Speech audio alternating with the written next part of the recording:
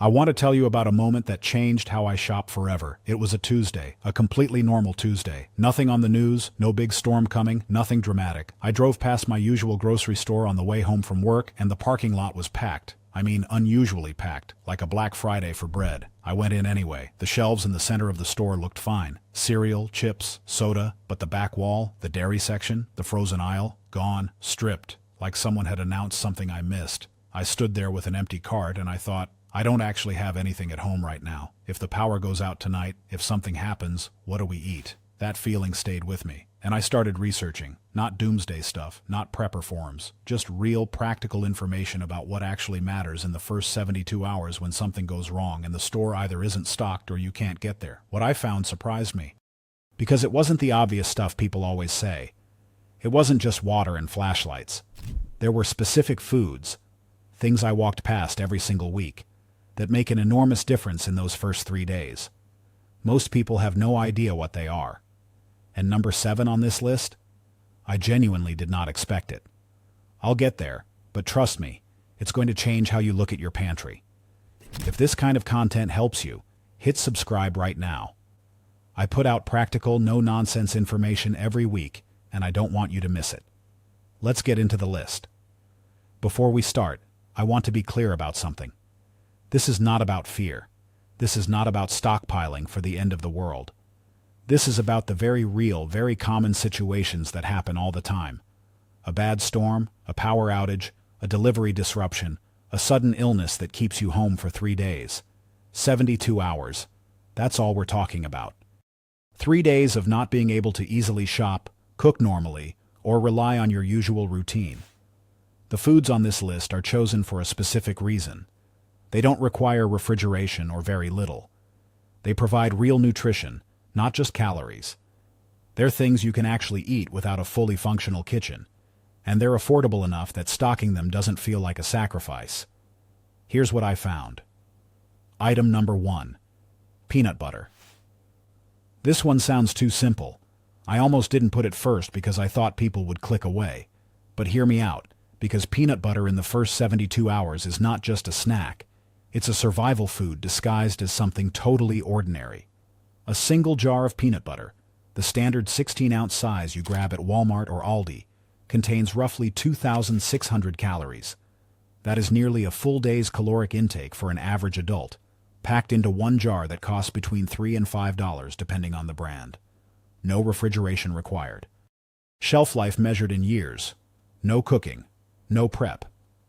When I actually did the math on this, I was embarrassed I hadn't thought about it more seriously before.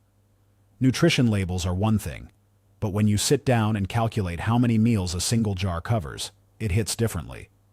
Industry data from the food retail sector consistently shows that peanut butter is one of the first items to disappear from shelves during a supply disruption. Not because people are prepping, because it's a staple. People who are out of food grab what they know, and they know peanut butter. I checked this myself during a regional storm event 2 winters ago. I went to 3 different stores. Every single one was out of peanut butter within 48 hours.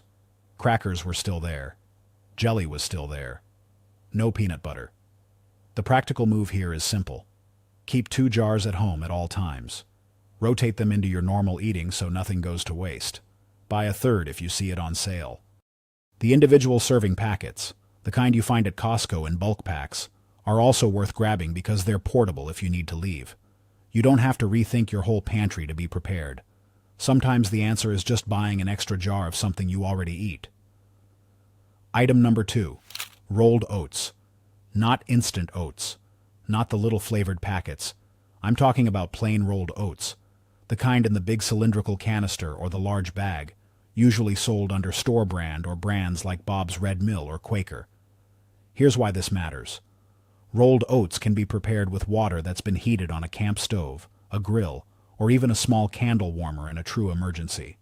They absorb liquid and soften without a full boil if you give them enough time. In the first 72 hours when power is out or your stove isn't working, that flexibility is enormous. A 5-pound bag of rolled oats provides 30 to 40 servings. At roughly $4, that's about 10 cents per meal, for something that actually fills you up, provides fiber, keeps your energy stable, and doesn't spike and crash the way sugar-heavy snacks do. I looked into what emergency managers and nutritional researchers actually recommend for short-term food disruption. Oats come up constantly. Not because they're exciting, but because they're stable, high volume, genuinely nutritious, and work with almost no resources. The version I keep at home is a 10-pound bag from Sam's Club. I keep it in a sealed food-grade container so nothing gets in. It lasts 12 to 18 months easily, longer in a cool, dry space. Pair your oats with peanut butter, a little honey, or some shelf-stable nuts, and you have a complete, satisfying meal. One that a child will eat, one that an elderly family member can manage, one that doesn't require any explanation. This is the kind of food that looks boring until the moment it becomes the most valuable thing in your kitchen. Item number 3. Canned sardines or canned tuna. I know. I hear you. Stay with me. Canned fish is one of the most nutritionally complete, calorie-dense, protein-rich, shelf-stable foods that exists. A single can of sardines in olive oil contains protein, omega-3 fatty acids, calcium, vitamin D, and B12. Tuna delivers similar protein numbers with almost no fat. Both can be eaten directly from the can with zero preparation. The reason canned fish matters specifically in the first 72 hours is protein. In an emergency situation, your body is under stress. You're potentially doing more physical activity, moving things, dealing with cleanup, managing logistics. Carbohydrates keep you going short-term, but protein keeps your body from breaking down muscle tissue and keeps your mental clarity intact. Canned chicken breast, sardines, tuna, mackerel, all of these provide around 20 to 25 grams of protein per serving for roughly $1 to $2 a can. I used to ignore canned fish entirely. I thought it was something for camping trips or old movies. Then I started looking at the actual nutrition data and comparing it to what else you could store for the same shelf space and price. Nothing comes close. What I keep now is a rotating case of canned tuna, Wild Planet brand from Costco, and a case of sardines from Trader Joe's in the lemon and olive oil variety, which makes them much easier to eat straight. I rotate them every few months into salads, pasta, rice bowls, sandwiches. If you have kids who resist the idea of sardines, tuna is easier to start with. Mix it with a little hot sauce or mayonnaise packets, the kind you save from takeout orders, and it becomes an actual meal. Don't overlook this category. The people who have a full shelf of canned fish in those first 72 hours will eat better than most of their neighbors. Item number 4. Honey, real honey. The kind in a glass jar or a thick plastic bear, ideally raw or minimally processed. Not the stuff that's been heavily diluted with corn syrup. And yes, that product exists, and it's more common than people realize. Here's what makes honey remarkable from a practical standpoint. It is the only food known to have an indefinite shelf life when stored properly. Archaeologists have found honey in Egyptian tombs that was still technically edible thousands of years later. That is not a metaphor. That is a real documented thing. In the first 72 hours, honey serves multiple purposes. It's a calorie source, dense, quick energy. It's a sweetener that makes everything else more palatable, which matters more than people expect when morale is low. And raw honey has genuine antibacterial properties that have been documented in medical literature for wound care and sore throat relief. Honey prices have risen significantly over the past 2 years due to colony collapse disorder affecting bee populations across the United States and Europe. What used to be a $5 item at Walmart now frequently runs $8 to $12 for a comparable size jar. That trend is not reversing. I've been buying local raw honey from a farmer's market vendor for the past year. I asked her directly about shelf life and storage, and she told me that as long as you keep it sealed and away from direct moisture, it lasts indefinitely. She also explained why commercial honey often crystallizes faster, lower pollen content, more processing. Keep one large jar in your 72-hour supply. Honey mixed with peanut butter on crackers is genuinely satisfying. Honey in hot water with lemon during illness is something almost every adult has experienced as comforting, and that comfort matters in a stressful situation. It's a small thing, but small things stack up. Item number 5. Crackers or hardtack. Style flatbread's bread is what most people reach for, and bread is exactly what disappears first, every single time. The problem with bread in an emergency is that it goes stale, it molds, and it requires refrigeration once opened in warm or humid conditions. A loaf of bread that you bought Tuesday may be a problem by Thursday, especially if you don't have power. Crackers don't have that problem. Dense, dry crackers, things like Triscuits, Wassa crisp breads, Revita rye crackers, or basic saltines, have shelf lives of 6 months to a year or more in a sealed container. They pair with everything on this list. They require no prep. Children eat them. They travel easily. The specific type I've come to rely on is Wassa crisp bread, the rye variety. It has more fiber than a standard cracker. It's filling. And a single box lasts a long time because the pieces are dense. You'll find it at most grocery stores in the cracker aisle, usually near the Swedish or European imports section. What I found when I compared options is that calorie density per dollar on quality crackers is actually quite good. You can store a meaningful amount of cracker-based carbohydrates in a very small space compared to bread. Keep 3 or 4 sleeves of crackers sealed in a cool, dry place. Rotate them every few months. When you go through one sleeve in your normal eating, replace it. That's the whole system. It doesn't have to be complicated. The nights I've been stuck home during weather events, a plate of crackers with peanut butter and honey has been my actual dinner. It's not fancy, but it's real food. It's satisfying. And I didn't have to cook anything or worry about what was happening in the refrigerator.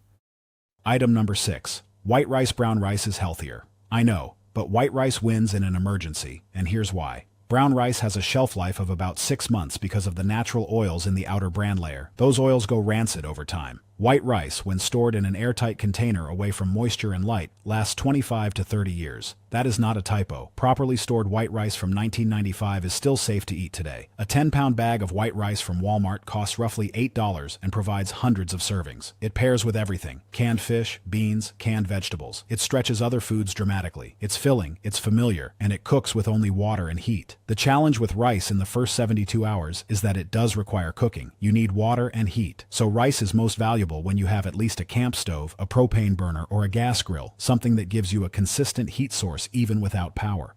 I keep a 25-pound bag stored in a sealed 5-gallon food-grade bucket with an oxygen absorber inside. It sits in the back of my closet. It will be there in 5 years if I need it. For around $15 in total investment, that's a level of food security that most people don't have.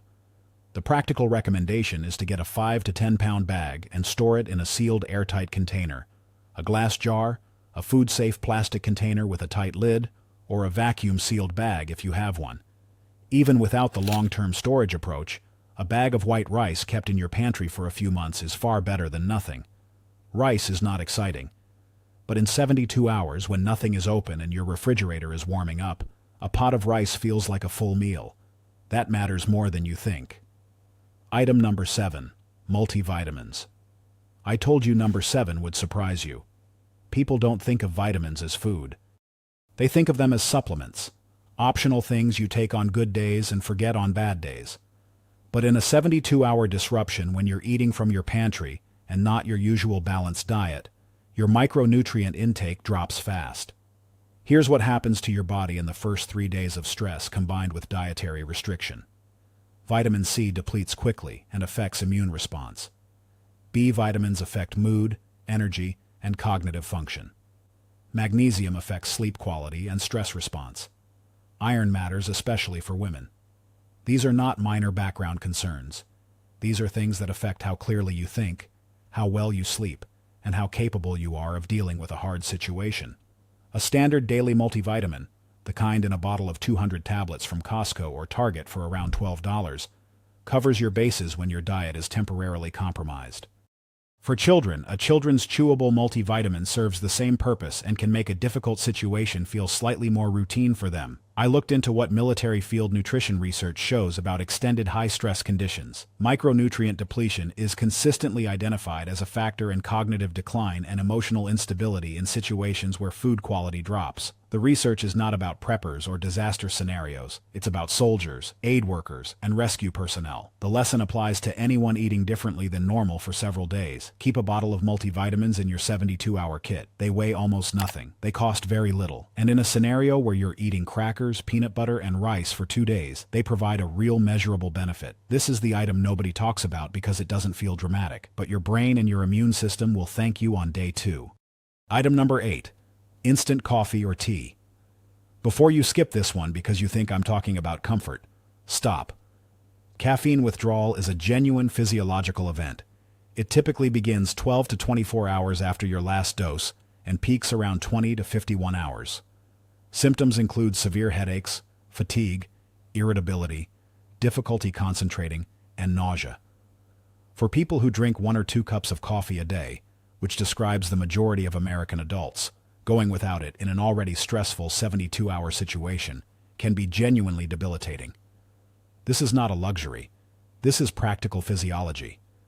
Instant coffee, Folgers Crystals, Nescafe, or the individual packets from Starbucks stores indefinitely in a sealed container and can be made with warm water from any heat source, including a camp stove or even water heated on your car's engine in a real pinch.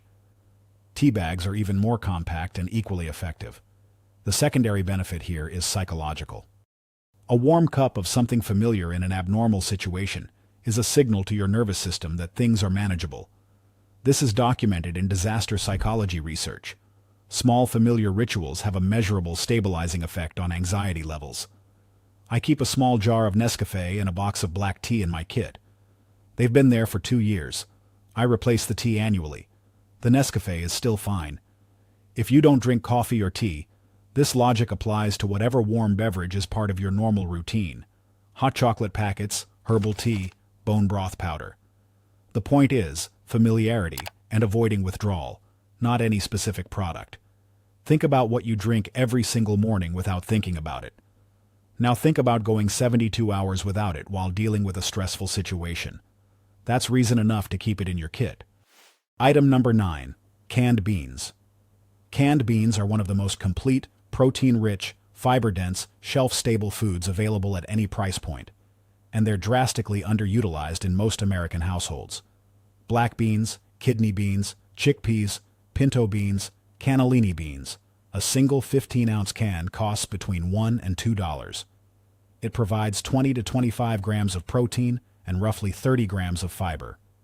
It requires no cooking. You can eat them directly from the can at room temperature. They're filling in a way that most shelf-stable foods aren't. When you combine beans with rice, something nutritionally significant happens. These two foods together provide all 9 essential amino acids, meaning together they constitute a complete protein source. You don't need meat. You don't need refrigeration. You need a can of beans, a serving of rice, and you have a nutritionally sound meal. This is not new information to nutritional science. But it's information that most Americans file away as something for vegetarians or very budget-conscious cooking, not as something relevant to their own food security. I started keeping a case of 24 mixed canned beans from Costco under my kitchen island. I rotate through them constantly. I use them in chili, in salads, in rice bowls throughout the normal week. So nothing goes to waste, nothing expires, and I always have a full case in reserve. The practical takeaway is straightforward. Get a dozen cans of mixed beans, some black beans, some chickpeas, some kidney beans. Store them in a cool, dry place. Rotate them into your regular cooking. In the first 72 hours, 2 cans of beans plus your rice is a full day of meals for one adult. You can eat well in a disruption. You just have to have the right things on the shelf. Item number 10. Shelf-stable milk or powdered milk. This one gets overlooked because fresh milk is so automatic for most households. It's just there, in the refrigerator, all the time, until it isn't. Shelf-stable milk, the kind sold in small juice box-style cartons under brands like Horizon, Parmalat, or the store-brand versions now available at Target and Walmart, has a shelf life of 6 months to a year unopened and requires no refrigeration until opened. It tastes nearly identical to regular milk. It works in coffee, oatmeal, cereal, powdered drink mixes, and for children who need dairy as part of their nutrition. The alternative is powdered milk, which lasts even longer, up to 25 years in sealed packaging, and is significantly cheaper per serving. The trade-off is taste, which is noticeably different, and the need to mix it with water. For children who are used to the taste of fresh milk, shelf-stable cartons are usually the better choice in a 72-hour scenario. The reason this matters is both nutritional and practical. Calcium, vitamin D, and protein from dairy are particularly important for children and older adults. In a 72-hour disruption, replacing these nutrients is harder than it sounds without planning ahead. I keep a 12-pack of shelf-stable half-pint cartons, the kind designed for school lunches, in my kit. Each one is a single serving. Easy to grab, easy to distribute, no mixing required. I also keep a small pouch of powdered whole milk for longer-term backup. The day the power goes out and your refrigerator milk is warming up, those cartons become genuinely valuable. Not because you're desperate, but because your kids want cereal and you can give it to them, and normal feels possible. That matters in the first 72 hours more than people expect. Here's what I want you to notice about this list. None of these items are exotic. None of them require special knowledge, special equipment, or a dramatic change in how you live. Every single item on this list is available right now at your regular grocery store. Most of them are items you probably already buy in some form. What makes the difference is intentionality. It's the decision to keep 2 jars of peanut butter instead of 1. To store a case of canned beans instead of buying them one at a time. To add a box of shelf-stable milk to your cart this weekend. These are small decisions. They cost almost nothing extra, but they compound into something real. The first 72 hours of any disruption, storm, power outage, illness, anything that keeps you home and away from normal shopping, are the hours where preparation either pays off or it doesn't. Emergency services know this. Disaster relief organizations know this. Nutritional researchers know this. The 72-hour window is when the difference between having what you need and not having it is most acute. Most people think about this after it happens. They walk into a store the day after an event is announced and find empty shelves and they think, I should have planned, and then life gets normal again and the thought fades. You're watching this because something in you knows that thinking ahead is smarter than reacting. You're right about that. The people who have these 10 items on their shelves aren't paranoid. They're simply ahead of the moment that catches everyone else off guard. The whole list costs less than $50. Some of it is probably already in your kitchen. You're not making a dramatic commitment. You're making a practical one. Start this week, not all 10 at once. Pick 3. Peanut butter, a bag of rice, a dozen cans of beans. Next week, add 3 more. Build it gradually, the same way you'd approach anything sensible and long-term. Your family will eat well for 3 days no matter what happens. That's what this is about. If this helped you, and I genuinely hope it did, please hit the subscribe button right now. I put out this kind of practical, grounded content every single week. Not fear, not drama, just real information that helps you make smarter decisions for your household. Hit the like button if you're walking away with something you're actually going to act on, and leave me a comment below. I want to know which item surprised you most. I read every comment, and your responses help me figure out what to cover next. Next week, I'm getting into the category of foods that seem practical but actually fail in an emergency, and some of them are things you almost certainly have in your pantry right now. You'll want to see that one before you build your supply. Take care of yourself. Take care of your family. I'll see you in the next one.